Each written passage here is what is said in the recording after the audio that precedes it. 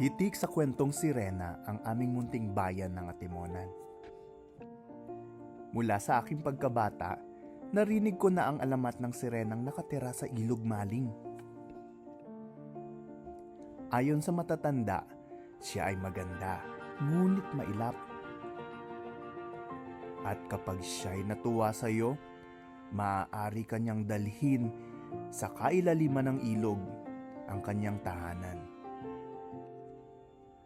Kaya't sa tuwing may nalulunod at nawawala sa tubig, sinasabing ito'y kagagawan ng sirena. Ang kanyang kwento ay nagsisilbing babala sa mga tao na maging maingat sa kanilang paglapit at paglalangoy sa ilog.